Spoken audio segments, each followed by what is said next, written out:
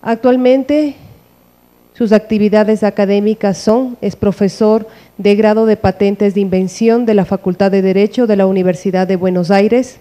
También es profesor de posgrado sobre la propiedad intelectual, protección de invenciones de la Facultad de Derecho de la Universidad de Buenos Aires.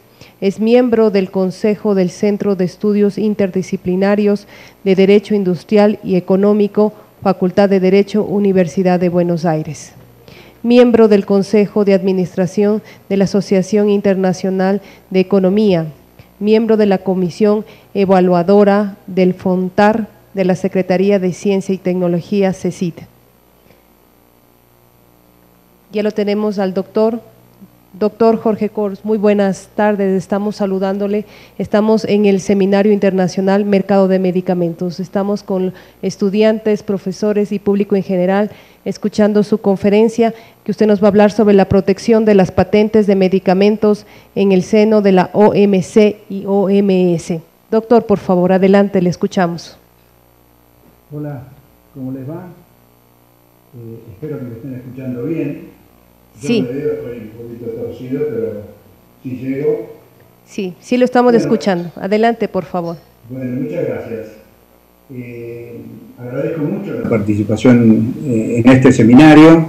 Hace muy poco intervine en un seminario anterior que se refería a los medicamentos genéricos y espero poder aportar en este trabajo que están haciendo ustedes. Acabo de escuchar el expositor anterior y hablaba muy bien que toda esta política de los medicamentos o con los medicamentos de un Estado es paso a paso, es ladrillo a ladrillo, no pensar que uno ya es un país desarrollado, sino que somos, junto con la Argentina también, o en Latinoamérica, somos países en desarrollo que necesitamos tener un instrumento adecuado y espero aportar en el ángulo que yo conozco, que es el tema de las patentes de medicamentos. Es un tema, creo que sustancial, y me gustaría, en el plazo que tengo, hacer alguna referencia resumida a qué es lo que nosotros entendemos por patente de medicamento y qué se trata dentro de la teoría jurídica, para saberlo un poco más y poder ayudar a todo este proceso que ustedes tienen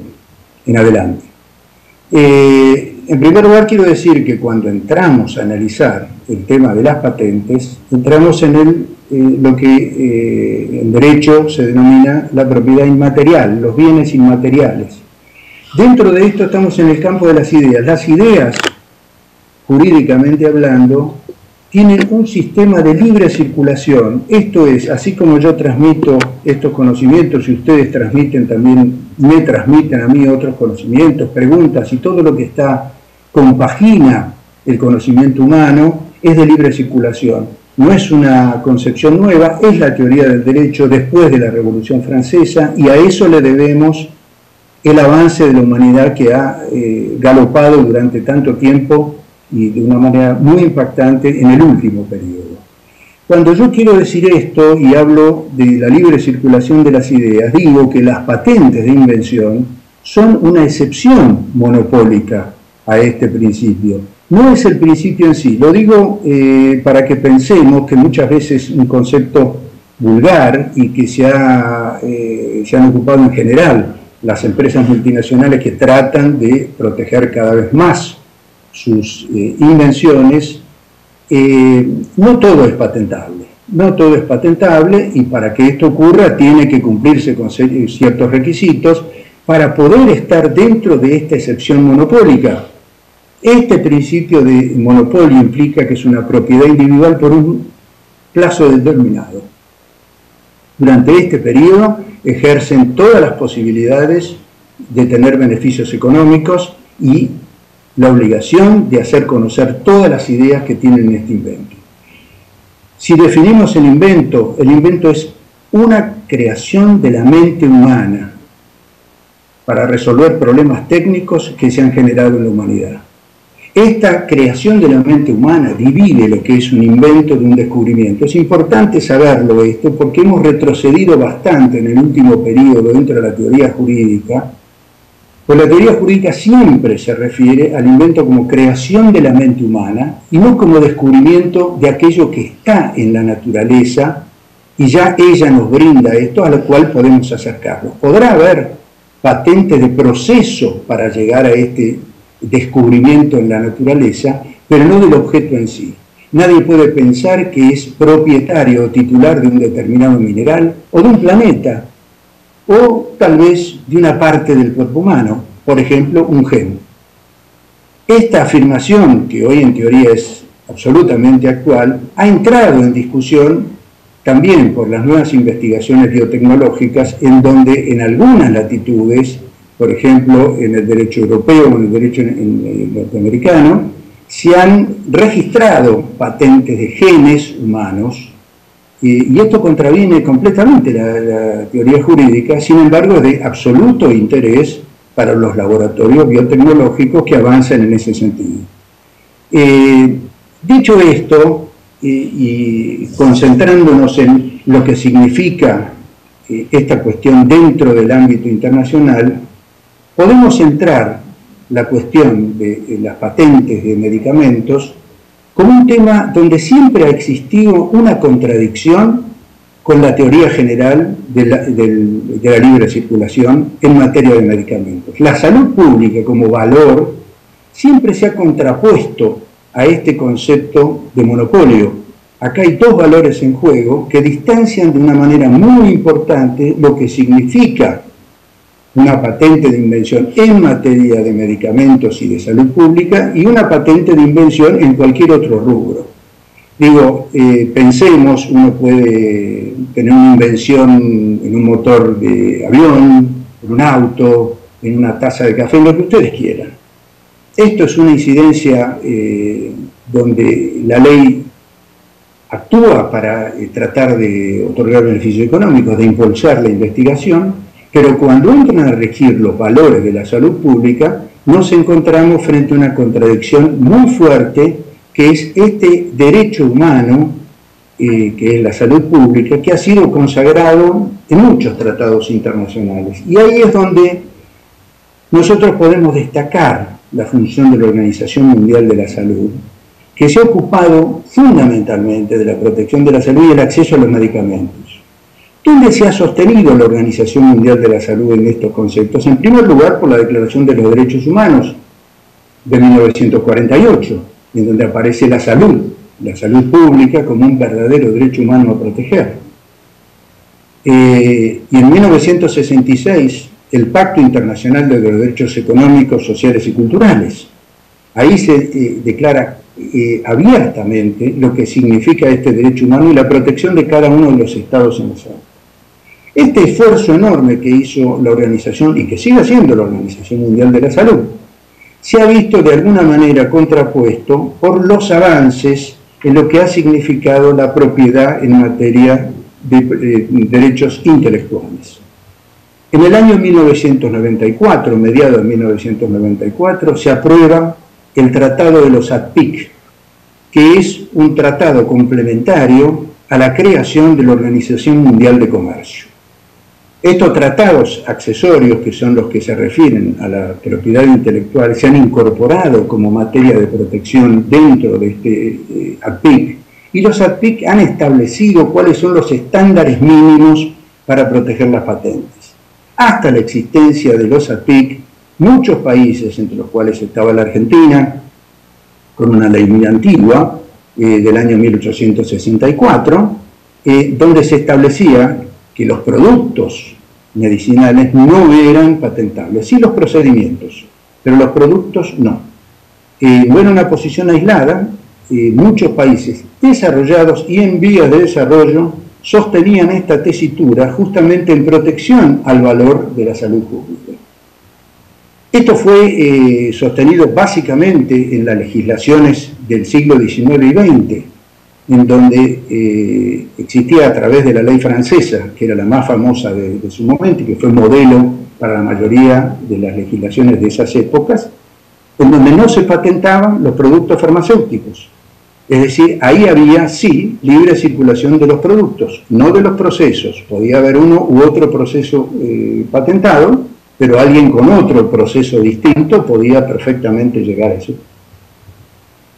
El ATPIC viene a resolver esa situación, tiene realmente este tratado nombre y apellido porque el lobby de los laboratorios farmacéuticos multinacionales operó muy concretamente, la corporación industrial operó claramente en ese sentido, e impuso un concepto donde era patentable en todas las áreas. Hasta ese momento, el decir todas las áreas solo excluía la de los productos farmacéuticos. En el resto se patentaban todas las áreas industriales, comerciales, de servicio, etc. Esto lo ratificó e incluyó los productos farmacéuticos. Este estándar mínimo permitió a los países, u otorgó a los países un plazo de adecuación, como máximo fueron 10 años, dependía qué tipo de países, en desarrollo, los que no tenían la protección hasta ese momento. El único país que optó por el máximo de 10 años fue la India, lo que le permitió desarrollar una industria de genéricos extraordinaria, y esto fue muy importante para el desarrollo de esta industria de genéricos y el abaratamiento de costos. El conflicto más serio que se planteó entre los laboratorios multinacionales y el derecho a la salud fue en la demanda que iniciaron en 1999 contra el Estado de Sudáfrica, la República de Sudáfrica. Se había establecido una licencia obligatoria mediante la cual se autorizaba a los laboratorios a producir todo el pack de productos antirretrovirales contra el SIDA, el HIV, y fijaron que esto podía cumplirse a través de la producción nacional o la importación en laboratorios extranjeros, que fue el caso de la India. Quiero aclarar que todo ese combo de productos significaba un costo de $450 mes persona y se podía conseguir en la India a 4,50. Esto es exactamente así, no es una exageración mía, es una realidad. Los laboratorios establecían un margen de ganancia impresionante sobre esto porque les permitía monopólicamente tener los productos en el mercado sin competencia ninguna, que esto es justamente la facultad que les permite tener una patente. Tuvieron un largo pleito de más de 3 años hasta que la opinión pública se impuso en este sentido y obligó a 9 laboratorios norteamericanos a desistir de esta demanda e intentar un arreglo que no se produjo finalmente porque compraron el producto en la India. La República Sudafricana mantuvo su posición en este punto y a partir de allí existe lo que se conoce como la Declaración de Doha. Esta Declaración de Doha justamente vino tras el planteo de países del África subsahariana, inclusive países adhiriendo a los países de Latinoamérica, a los fines de que se pusiese fin a este enorme problema del monopolio respecto de estos productos que permitían una curación de una enfermedad pandémica como ha sido el SIDA. Esto se logró, en la Declaración de Doha se replica esta situación y se establece que los estados tienen derecho absoluto como para resolver las cuestiones en relación a la salud pública del sistema de patentes.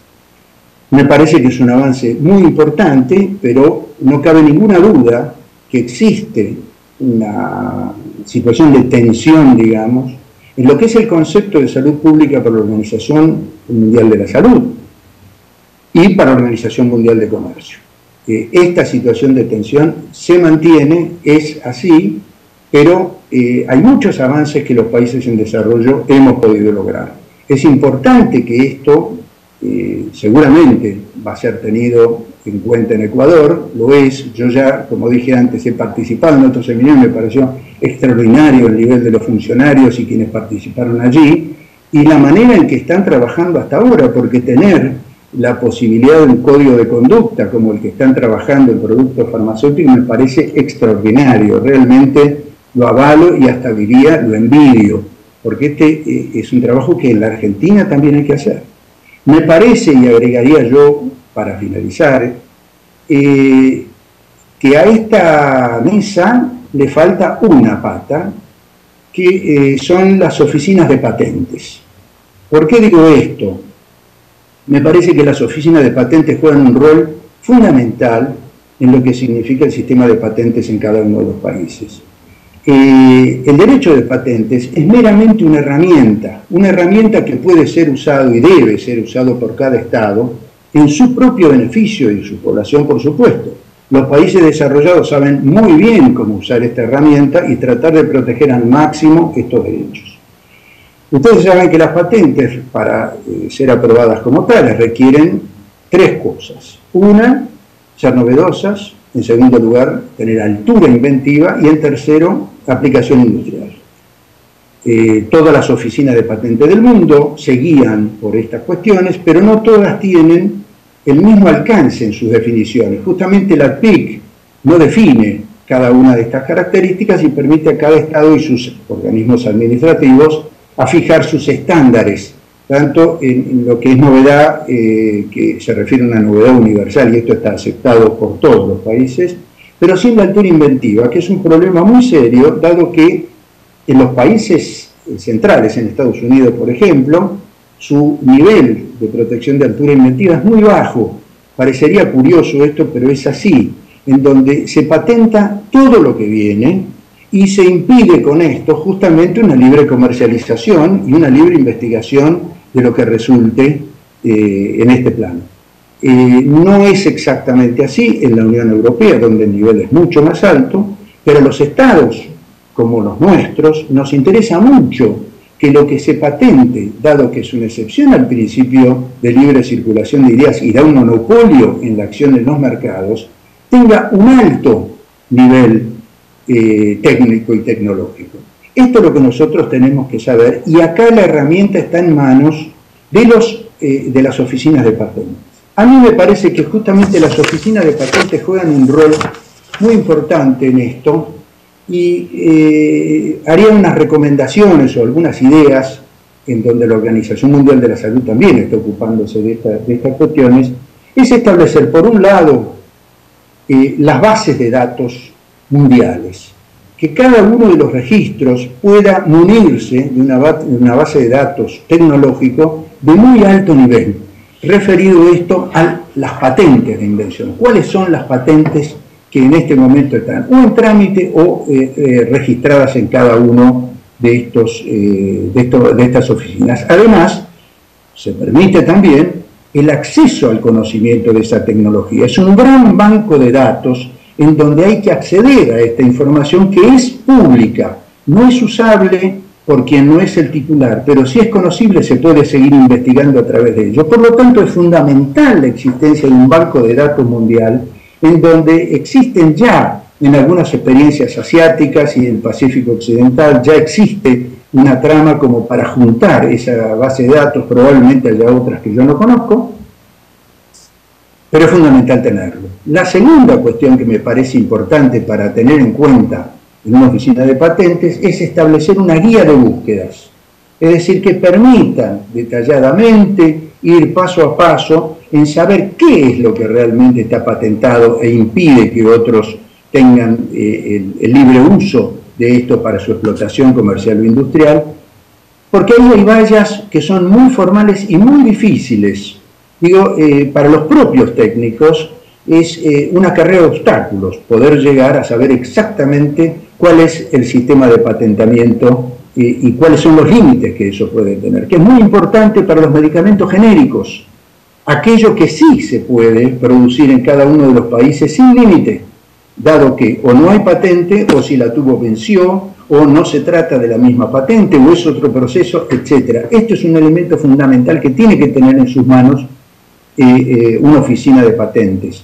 Yo sé que están trabajando también en esto, he visto también a funcionarios que me parecieron excelentes y de gran nivel y de gran curiosidad como para resolver estas cuestiones, y dado que esto es una herramienta que hay que tener en cuenta, me parece que hay alguna discusión que debería hacer el Estado ecuatoriano, porque lo es. En realidad esta es una política de Estado en la cual hay que tener en cuenta lo que ha significado para países como Japón, Corea, etcétera, que muchas veces han desdibujado el papel de las patentes en su propio favor o han utilizado la herramienta en un beneficio útil al punto de saber que hoy son dos enormes potencias tecnológicas.